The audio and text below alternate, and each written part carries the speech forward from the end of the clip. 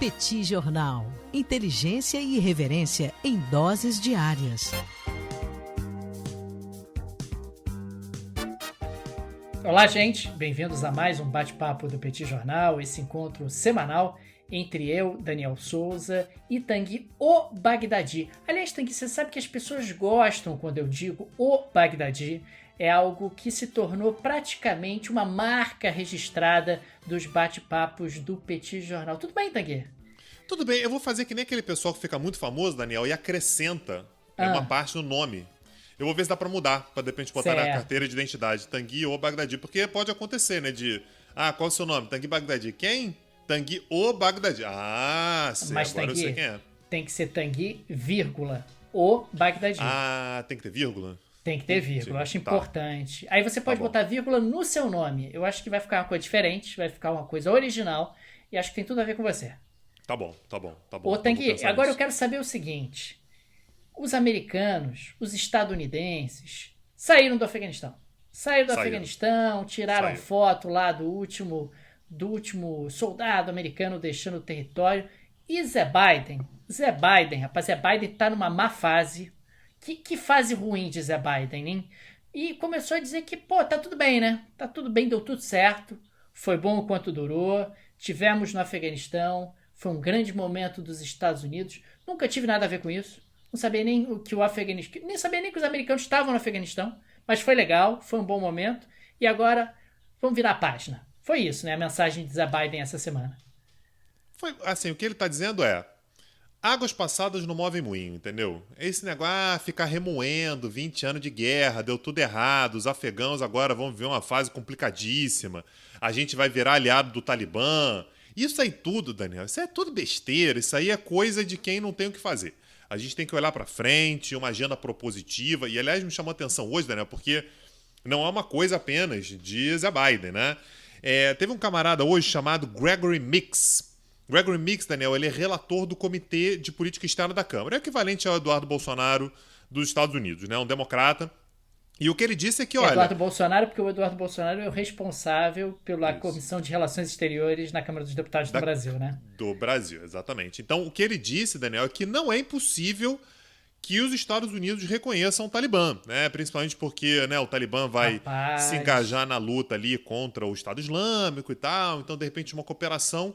ela é bastante possível, talvez até provável, mas há algumas exigências a serem feitas do Talibã, né? Então, assim, tem que respeitar direitos humanos, tem que ter uma política inclusiva e tal, que é exatamente o mesmo recado, e na verdade essa eu acho que é a pauta, né, que eu queria desenvolver um pouquinho mais, que é a posição da Europa, né, particularmente da União Europeia, com relação ao Talibã. Basicamente, o que eles disseram é o seguinte, o recado ele é sempre muito curioso, né? Basicamente, o que a União Europeia disse foi o seguinte: a Europa não vai se apressar em reconhecer o Talibã. O que você entende por isso, Daniel? O que isso te traz? Me conta aí. Isso me traz o seguinte, olha, eu vou reconhecer o Talibã em algum momento, mas não agora. Queria que os americanos reconhecessem primeiro, porque essa bucha é deles. Isso. Então, depois que os americanos assumirem, por que os americanos já sugeriram que talvez, quem sabe, muito provavelmente reconheceremos o Talibã se eles lutarem contra o Estado Islâmico? Eles vão reconhecer, né, Tanguy? É questão de conversar, bem negociadinho. Olha, vocês vão respeitar os direitos humanos. Vai ser que nem, essa semana você viu aquela imagem maravilhosa do William Bonner, do Afeganistão, ancorando o telejornal e aqueles talibãs atrás dele, dizendo: amigo, oi, veja bem, hein, o que você vai dizer nesse telejornal aí, hein? O Talibã não vai ser democrático, o Talibã não vai respeitar direitos humanos, e os americanos sabem disso, mas eles vão ter ali um discurso ambíguo para o público interno. Olha como a gente está exigindo que os talibãs respeitem os direitos humanos. Ainda mais, talibãs que estão sujeitos à concorrência. Concorrência, é uma coisa complicada, porque tem um grupo lá, o Estado Islâmico, né? Estado Islâmico, radical, a gente acontece, a gente, não conversa com os ocidentais, e aí fica o Talibã querendo conversar com os ocidentais. Aí o que o Talibã tem que fazer? Tem que se mover um pouquinho mais para o extremismo para esvaziar a galera que quer migrar para o Estado Islâmico. É o Então, livre mercado, é o livre mercado da jihad, exatamente. Total, você escolhe quem te oferece mais com menos recursos. Porra, um pouquinho aqui, eu tenho mais extremismo, porra, tá bom pra mim, vou escolher o Estado Islâmico. O incentivo do Talibã é tornar um pouquinho mais extremista, para tentar tomar mercado do Estado Islâmico. Concorrência explica tudo, tá aqui. Eu estou explicando a dinâmica do Afeganistão através de um ambiente concorrencial. Entendeu? Eu estou achando essa análise sofisticada e você vai concordar comigo, tenho certeza. Eu concordo com você. E aí a União Europeia está querendo mexer nisso também, tá, Daniel? A União Europeia está pedindo uma reserva de mercado para o não extremismo, dizendo que essa competição, né, de quem é mais extremista e tal, ela tem que ser deixada de lado. Então, Daniel, o que a Europa disse foi basicamente o seguinte: tem que ter respeito aos direitos humanos, tem que ter livre acesso à ajuda humanitária. Tem uma galera precisando de ajuda humanitária, tem que ter acesso. Não vai ter respeito aos direitos humanos. Não vai ter. Daniel, mas eu acho que você não tá entendendo. Você tá falando pra pessoa errada. Você tem que falar pro camarada lá da Europa, cara. Tem um cara lá na Europa que tá ganhando uma bagatela. Tá ganhando, assim, bem mais do que a gente consegue. Tá ganhando dinheiro. Está, tranquilo. Daí, tá vendo. Deve ir pra sede lá da União Europeia de bicicleta. Sabe aquele estilinho de vida gostoso? Sim. Sabe? Bem relaxado, um negócio Bruxelas, toma aquele vinhozinho dele barato de noite, um vinho bom e tal. Ele tá achando isso. Eu não, moro no Brasil, eu sou vida louca pra cacete. Eu sei que não, mas lá eles não estão sabendo. Pediu também que, na verdade disse, né, que vai ter que ter comunicação, a gente vai ter que se comunicar com o Talibã, veja bem, me dou, mas não me misturo, né? Então a gente vai acabar tendo que conversar. Temos uma exigência também, que é qualquer afegão que queira sair do Afeganistão tem que poder. Não vale ficar segurando o pessoal, quero sair. Não pode, aí a gente não vai gostar de vocês. E pretende destinar, esse aqui foi o que houve de mais substantivo, a União Europeia pretende destinar cerca de 300 milhões de euros para realocar cerca de 30 mil afegãos. E, aliás, os Estados Unidos também falaram pela primeira vez em números, né? Falaram que pretendem alocar nos Estados Unidos 50 mil afegãos. Então a gente tem aí entre Estados Unidos e Europa cerca de 80 mil afegãos. Agora, outras informações também com relação a essa transição, Daniel. Chegou hoje, no aeroporto de Cabul, uma missão técnica vinda do Catar. Então aquilo que a gente já vem falando há semanas, aliás, muito antes da tomada do Talibã, né, que o Talibã tomou lá a cidade de Cabul. A gente vinha dizendo aqui que o Talibã vinha fazendo um rebranding, né? Vai começar a ter aliados, vai começar a conversar, vai começar a dialogar com fulano, com cicrano e tal. E tem alguns países que estão se mostrando muito dispostos a fazer a ter esse diálogo. Turquia, o Catar. Então o Catar acabou de mandar, chegou hoje no aeroporto de Cabul, uma missão técnica com o objetivo original de consertar os danos que podem ter ocorrido ali no aeroporto de Cabul, né, deixar o aeroporto de Cabul, portanto, pronto para funcionar. Até porque o Talibã, Daniel, e aí eu queria ouvir sua opinião também, está querendo também refazer a imagem do Talibã, de fato, como um governo viável, inclusive na área econômica. Então o Talibã começou hoje também a dialogar com o setor bancário. Só para lembrar, entre 96 e 2001, o Talibã foi o governo do país, não tinha sistema bancário. Zero. Né? Praticamente nenhum banco estava lá, não tinha agências abertas, não tinha, o sistema bancário simplesmente não existia. E o Talibã sabe que 20 anos depois isso é basicamente impossível você ter um país minimamente funcional se você não tem um sistema bancário. E para ter um sistema bancário você tem basicamente conseguir se inserir no sistema financeiro internacional. Então o recado do Talibã foi: vocês estão preocupados por quê? Qual é o motivo da preocupação de vocês? O que vocês acham que a gente pode fazer para ajudar vocês, para ter confiança, para gerar confiança? E aí, Daniel, eu fui dar uma olhada quem é o camarada que é o diretor do Banco Central. Né? E o diretor do Banco Central é um cara que nunca estudou finanças e não tem ensino superior. Mas, de fato, vai tentar dialogar, vai tentar liderar o país para ver se o sistema financeiro internacional olha com mais carinho pro Afeganistão. E aqui o que eu quero dizer é, sei lá, às vezes a gente dá risada, né? O cara tá querendo inserir o Talibã e tal, mas vai ter país aí que de fato vai chegar junto com o Talibã para dar essa força para eles. Vai chegar junto, aliás, existe um esforço concentrado dos talibãs para serem reconhecidos como governo, para acessar, inclusive, fundos do país, recursos do país junto a organismos multilaterais, o que poderia destravar a sua própria economia. Claro que para formatar um sistema bancário minimamente funcional, os talibãs vão precisar de apoio externo, vão precisar de tecnologia, know-how, conhecimento técnico e também integrar esse sistema bancário à comunidade internacional para receber fundos, para enviar recursos e, consequentemente, destravar a economia do país. O que está ficando muito claro, Tanguy, para mim, é que o Talibã sabe que o Ocidente, em particular, quer reconhecer o Talibã. Sabe que o Ocidente enxerga o Talibã como uma alternativa menos pior do que o Estado Islâmico, que só eles, o Talibã, podem conter o Estado Islâmico. O Talibã sabe disso.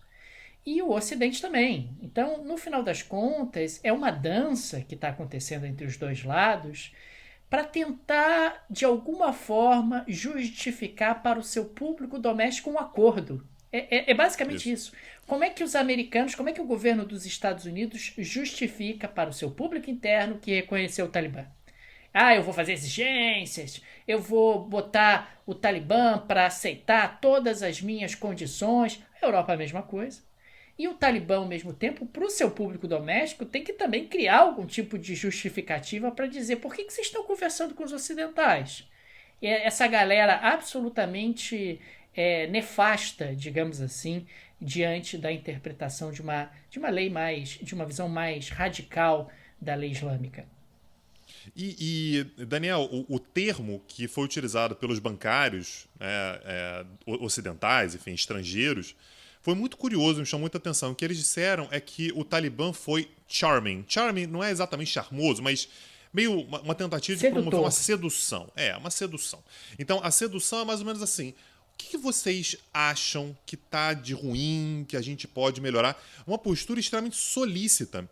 Então, há, de fato, quando a gente fala sobre o Talibã, um contraste de posições. É uma posição muito dura domesticamente. Estão exagerando e tal. A informação que a gente teve, por exemplo, foi que 14 Hazaras é uma minoria xiita, né, de religião xiita, que fica ali na porção centro-norte do Afeganistão.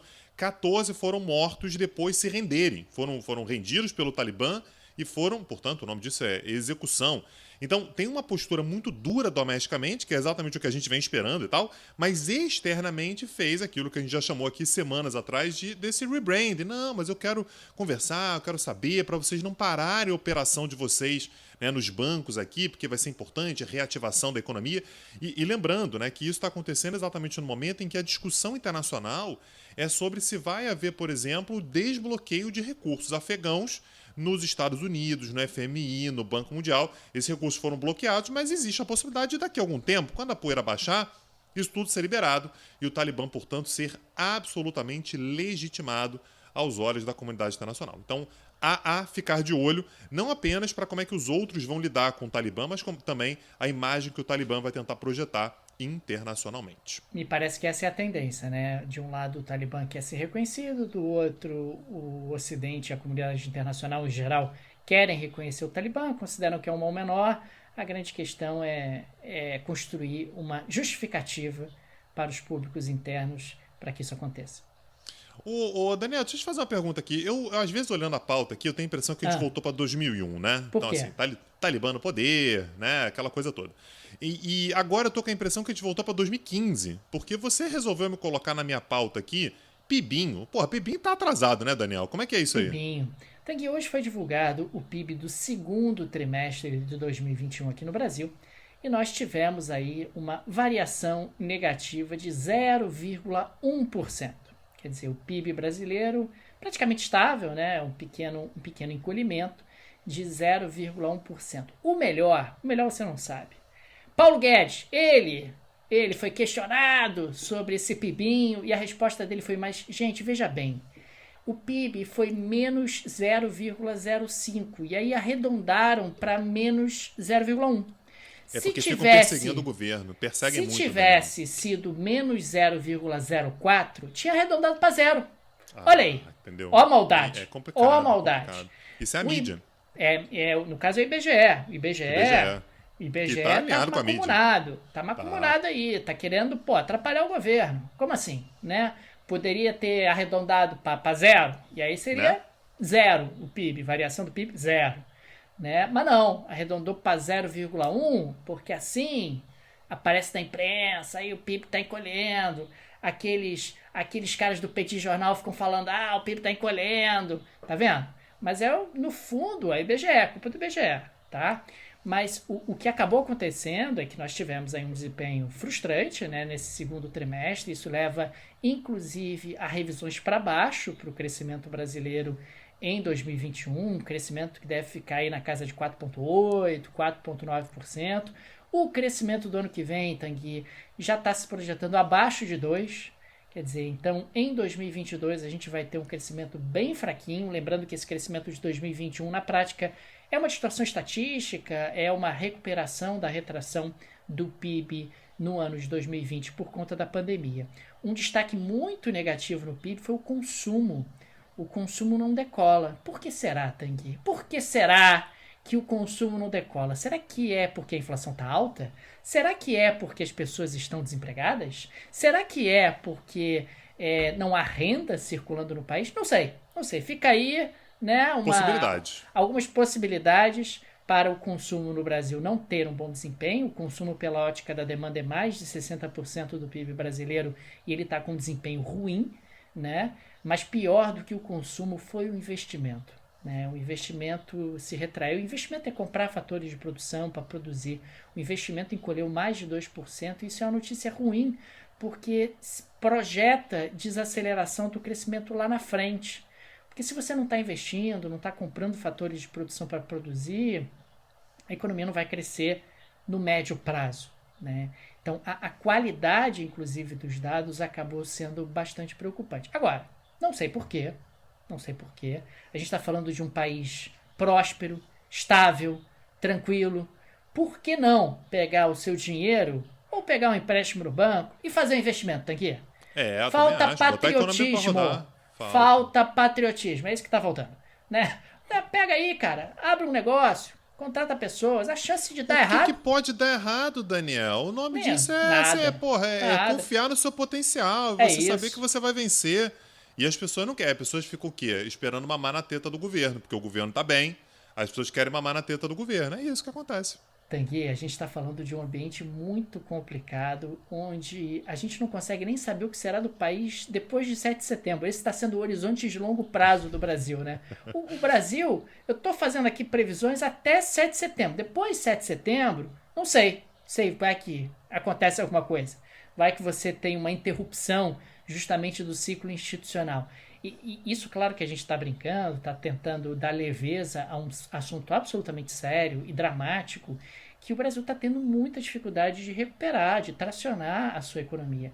E, consequentemente, isso tem impacto sobre a vida das pessoas. Isso gera angústia, isso gera fome, isso gera, inclusive, desestruturações do ponto de vista pessoal. Isso é muito ruim. E, acima de tudo, não há país que prospere sem estabilidade institucional, sem previsibilidade. Ninguém investe, ninguém tira o dinheiro do bolso para produzir, para abrir um negócio, para contratar pessoas, se não consegue projetar um mínimo de estabilidade institucional, um mínimo de previsibilidade de regras. Mesmo se a gente pensar no legislativo brasileiro, cada dia é uma surpresa. Opa, vamos mudar o sistema eleitoral todo? Opa, vamos mudar aqui o sistema tributário de forma bastante profunda? Cara, é muita mudança sem um debate adequado, sem uma discussão mais aprofundada, sem uma maior transparência do que está sendo efetivamente feito. E isso tem impactos severos sobre a economia. Isso trava investimento, trava a recuperação, cria um ambiente de imprevisibilidade e isso me preocupa bastante, porque a economia brasileira está tendo dificuldade de se recuperar. E você está falando sobre a ideia de não haver investimentos de brasileiros, né? O cara não vai abrir uma loja, o cara não vai investir em absolutamente nada. Também, investimento estrangeiro direto no Brasil. Investimento estrangeiro direto desabou no Brasil. E quando a gente fala sobre o investimento estrangeiro, é importante lembrar sempre, né? A gente vem falando isso aqui no Petit Jornal, que a tendência, né, com o passar da pandemia, né, enfim, com a pandemia sendo, tomara, né, superada em breve, vai ter um monte de país crescendo bastante. Então o Brasil ele vai já tem vários países crescendo bem mais do que o Brasil, inclusive países com vacinação mais acelerada que já estão em plena recuperação. Pois é, então o Brasil vai para o fim da fila, vamos ver o que vai dar aí. Daniel, voltando para o cenário internacional, a gente teve uma outra sinalização que me parece, mais uma vez, né, o Biden tentando superar, né, tudo que aconteceu com relação ao Afeganistão, vamos passar uma borracha no passado e vamos seguir em frente. Né? E uma das coisas que ele fez foi voltar a dar sinalizações acerca do posicionamento norte-americano diante da situação entre Israel e Palestina. Então, basicamente, o que o Biden disse, o Biden não, na verdade, o governo americano voltou a sondar, cogitar, imaginar a possibilidade de reabrir o consulado dos Estados Unidos em Jerusalém para os palestinos, para uma relação mais direta com os palestinos. Só para a gente voltar e tentar entender como é que funcionava o negócio, a embaixada norte-americana ela ficava em Tel Aviv, até o governo do Donald Trump, e você tinha um consulado que ficava em Jerusalém, que era a ponte de ligação entre os Estados Unidos e os palestinos. O Trump fez a migração, então tirou a embaixada norte-americana de Tel Aviv, levou para Jerusalém e fechou o consulado e juntou as coisas. Então o consulado norte-americano em Jerusalém passou a ser colado, passou a ser a mesma estrutura, passou a estar amalgamado na embaixada norte-americana em Jerusalém. Só que, naturalmente, isso aqui gera problemas pelo fato de que é uma embaixada junto a Israel e não junto aos palestinos. Você considera que os palestinos eles não têm direito a uma representação direta, né, uma ligação direta com os Estados Unidos. O Biden, portanto, voltando com essa lógica dos dois estados e tal, voltou a cogitar a possibilidade de reabrir esse consulado, o que já está gerando, óbvio, resistência por parte de Israel. Então, que o governo do Naftali Bennett está dizendo, né, o primeiro-ministro atual está dizendo não é uma boa ideia, tem que ver. O Yair Lapid, né, que é uma figura absolutamente central, o ministro das Relações Exteriores de Israel, está dizendo aqui também não vê com bons olhos e tal. E isso pode se tornar, de fato, um problema sério, inclusive, de legitimidade para o governo do Bennett. A gente veio acompanhando isso aqui ao longo dos últimos anos, literalmente, está falando aqui de 2, 3 anos. Israel teve 4 eleições, todas inconclusivas, uma dificuldade danada para montar um governo, finalmente conseguiram tirar o Netanyahu. Então, o governo do Naftali Bennett ele está numa fase de tentar ter um pouco mais de tranquilidade, um pouco de estabilidade, respaldo, e se isso acontecer, pode soar como uma puxada de tapete ou um enfraquecimento mesmo, vindo dos Estados Unidos, um aliado importantíssimo contra o governo do Naftali Bennett. Naturalmente, isso vem sendo comemorado pelos palestinos, que estão falando solução de 2 estados, é importante, óbvio, né? É um momento importante para eles, mas é algo a se acompanhar também se os Estados Unidos vão fazer esse movimento. A gente teria uma situação curiosa, né? Que na mesma cidade, a gente teria uma embaixada dos Estados Unidos para a relação com Israel, e em um outro lugar, um consulado na relação com os palestinos, se aproximando, inclusive, do ideal, que é dito por todos aqueles que falam sobre uma solução de 2 estados, que é Jerusalém ser a capital dos 2 países, ser a capital de Israel e de um futuro e possível Estado palestino. A gente está falando aí de uma movimentação onde o Biden se reaproxima, digamos assim, da tradicional postura dos Estados Unidos, né? Que dos democratas, principalmente, né? Dos democratas fundamentalmente, que é a defesa de uma solução de 2 estados para o conflito árabe-israelense, né? E lembrando que o Trump fez aquele movimento bastante brusco, né? Em relação à transferência, né? A questão da embaixada em Jerusalém, né? E não apenas isso, né? O Trump também fez uma movimentação que é muito útil para o governo Biden atualmente, que é de conseguir fazer com que Israel estabelecesse contato diplomático com vários países árabes, né? Então, esse é um movimento que dá uma certa tranquilidade também para os Estados Unidos, e ao fazer esse movimento, de repente abrir um consulado, eles conseguem as graças também dos países árabes. O que o governo Biden vai ter que fazer agora? Cuidar da relação com Israel. Se ele abrir o consulado e estragar a relação com Israel, talvez ele ande alguns passos para trás. Estrategicamente, não sei se para os Estados Unidos é exatamente um bom negócio, mas é algo que está na mesa. Não dá para saber também se for um daqueles testes, né? Joga aí, vê o que Israel acha, de repente e tal. E a reação do governo israelense tem sido uma reação bastante dura. Assim, para não deixar dúvida, o governo israelense não está confortável com a possibilidade de abertura desse consulado em Jerusalém Oriental. Daniel, eu quero saber sobre apagão, mas não apagão brasileiro. Eu quero saber sobre apagão da mão de obra do Reino Unido. Por essa eu não esperava. Tanguy, tem um apagão brasileiro que tá a caminho, né? Sabe, qualquer hora aí vai faltar luz, né? Essa semana, inclusive, teve o almirante ministro das Minas e Energia, fez um pronunciamento, sugeriu a todos aproveitar a luz natural do dia. Achei aí algo interessante, além daquela estratégia maravilhosa de dar um desconto, né? Então você vai poder pagar metade do triplo do que você estava pagando antes em termos de Daniel, conta de luz. você me perdoa te interromper? Pois não. Eu ouvi dizer que tem uma iniciativa achei maravilhosa, achei muito legal mesmo, que tem países por aí que para economizar, eles fazem um negócio que é assim, quando tá no verão, eles mudam o horário, um negócio muito louco. E eles chamam de horário de verão. Você já ouviu falar nisso? já. Eles chamam de horário de verão. Eu achei interessante isso. Por que o Brasil não faz isso, hein, cara? O que você acha?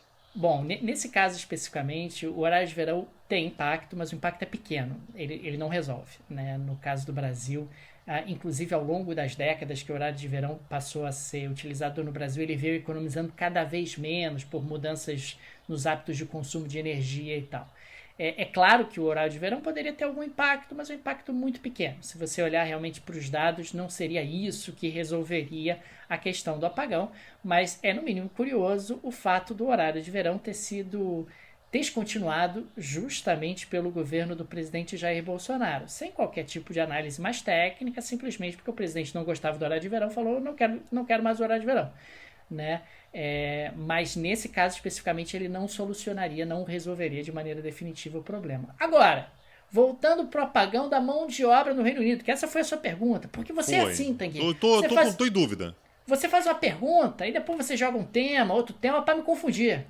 Pra saber se você tá ligado, pra saber se você tá, no esquema. Ou, se você é brasileiro, você é o quê? A gente aqui é assim, confuso. Cara. Achei que você tá tentando tumultuar e puxar o meu tapete, que aliás é bem do teu tipinho mesmo. Talvez, é bem do teu tipinho isso.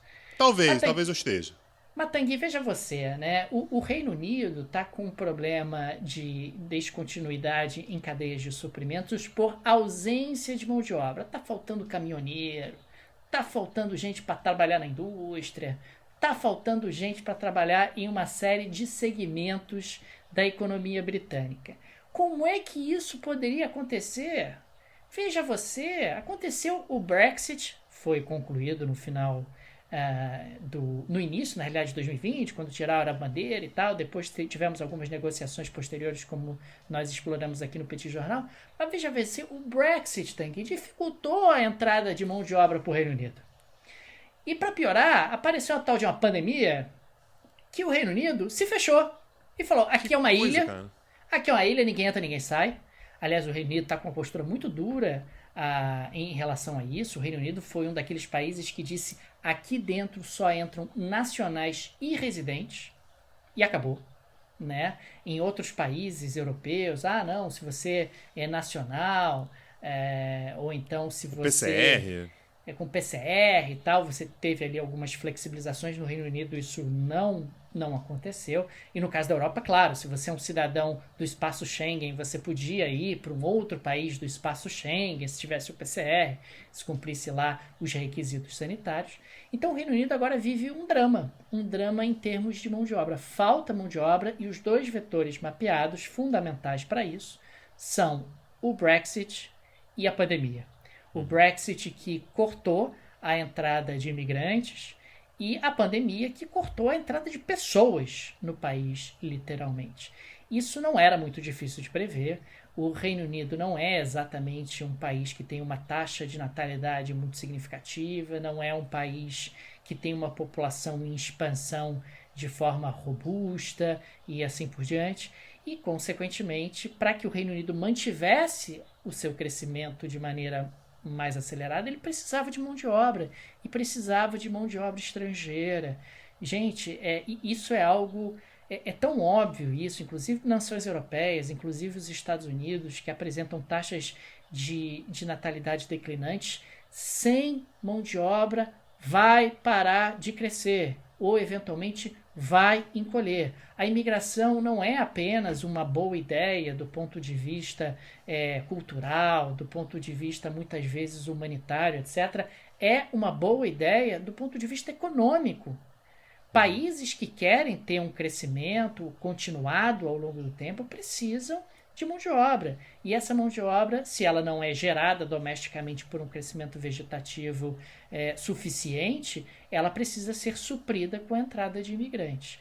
Então, o Reino Unido está tendo aí uma pequena experiência já de apagão de mão de obra, de falta de mão de obra, como sendo um elemento a atrapalhar a recuperação da economia do Reino Unido e gerando inflação também, porque cadeias de suprimentos descontinuadas geram escassez e acabam pressionando a inflação.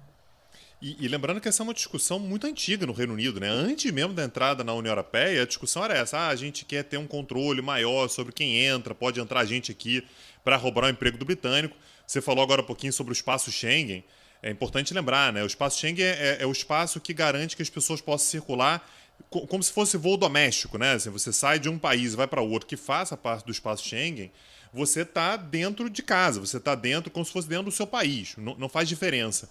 O Reino Unido não fazia parte nem quando estava na União Europeia. Nunca foi parte.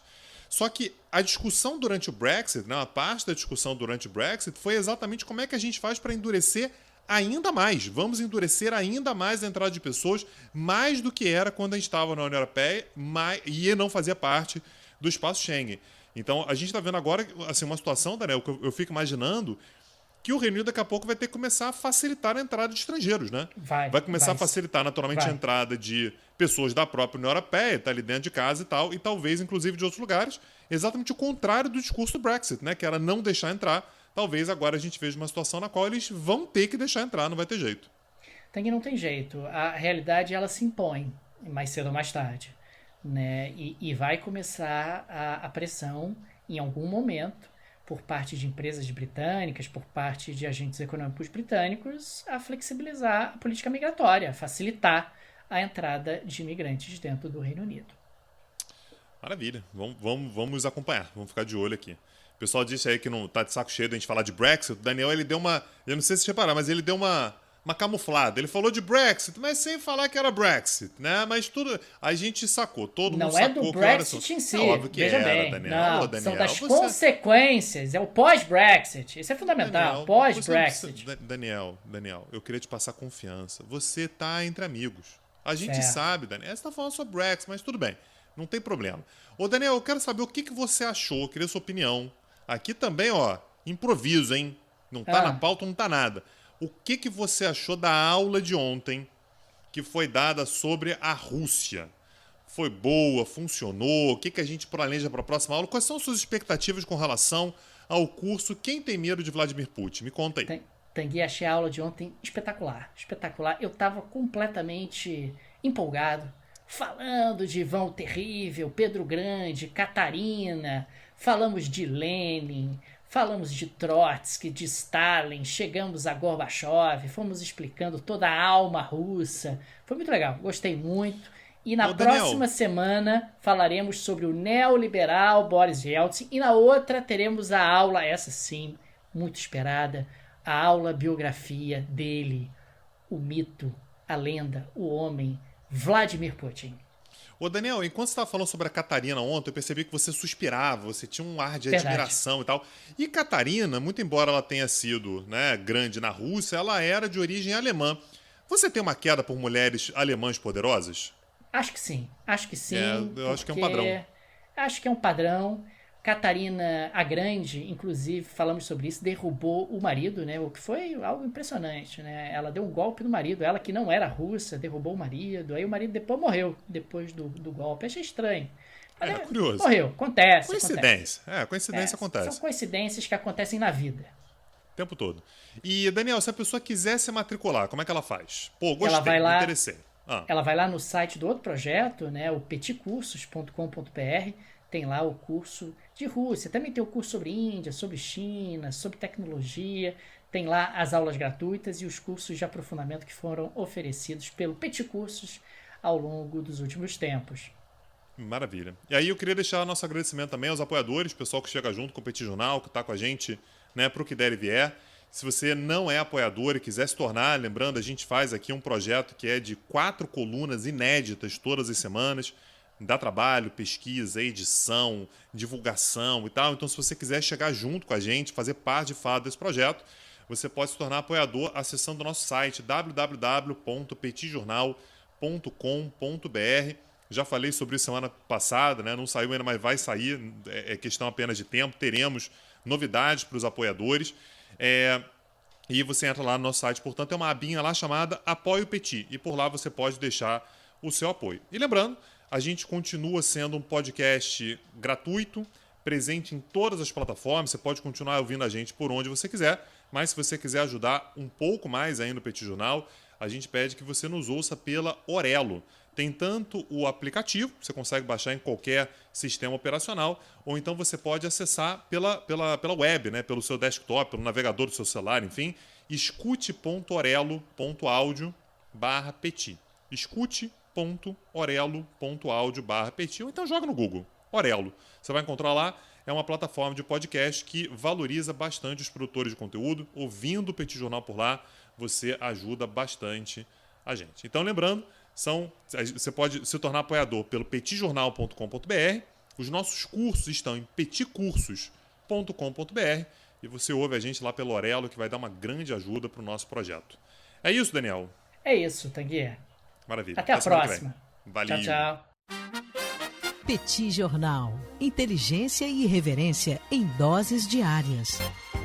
Agora, o Petit Jornal está na web www.petitjornal.com.br.